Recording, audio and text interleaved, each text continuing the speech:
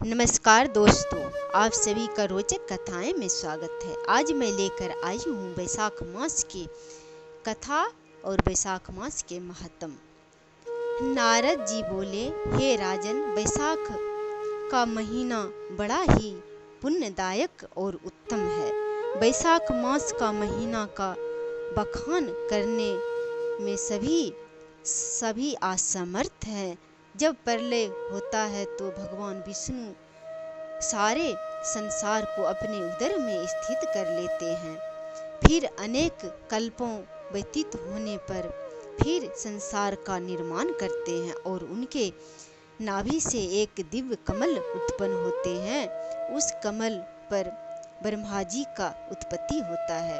भगवान विष्णु विराट रूप धारण कर 14 भुवन का निर्माण किया और अनेक समूह, द्वीप, समुद्र, नदी, पहाड़, पर्वत का निर्माण किया करता है। प्रकृति मर्यादा सतोगुण, रजोगुण, तमोगुण का निर्माण किया।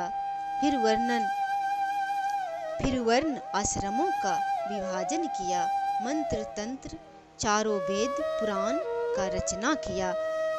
प्रवर्तक ऋषि का उत्पन्न किया। इस ऋषि ने अनेक धर्मों का रचना किया। फिर सभी अपने अपने धर्मों का पालन करने लगा। तब भगवान विष्णु अनेक कल्पों के बाद भूलोक पर आए तो भगवान विष्णु ने देखा सारा संसार अस्त व्यस्त है, कोई अपने धर्म के पालन नहीं कर रहे हैं।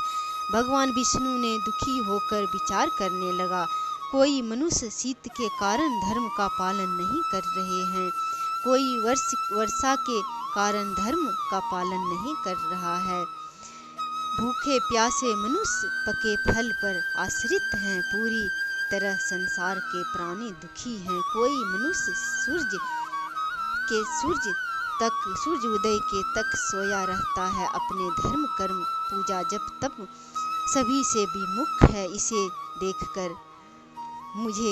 देखकर भगवान विष्णु को क्रोध आया।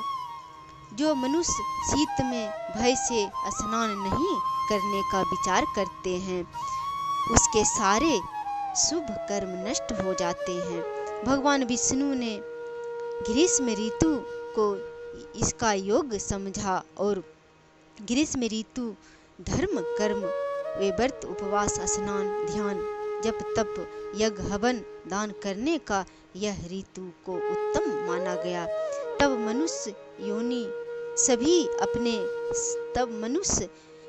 सभी अपने अपने धर्मों का प्रेम पूर्वक पालन करने लगे। तब सारा संसार सुखी और आनंद हो गए।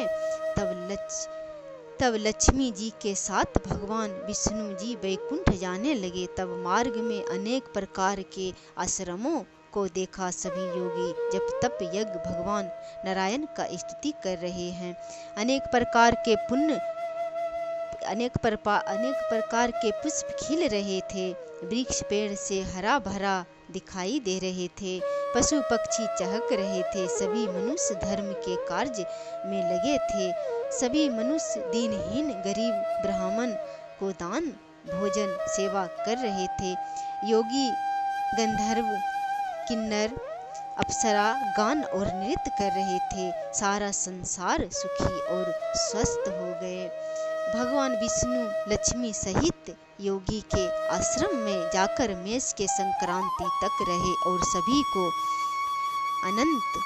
आनंद सभी के स्तुति और आनंद से सुख फल देकर वैकुंठ को चले गए। जो मनुष्य अन्य महीना में जब तब न करते हैं तो बैसाख महीना में जरूर करें। बैसाख मास के महीना में एक तुलसी का पत्ता चढ़ाने से भगवान विष्णु प्रसन्न होकर आशीर्वाद देते हैं और अनंत फल की प्राप्ति होते हैं।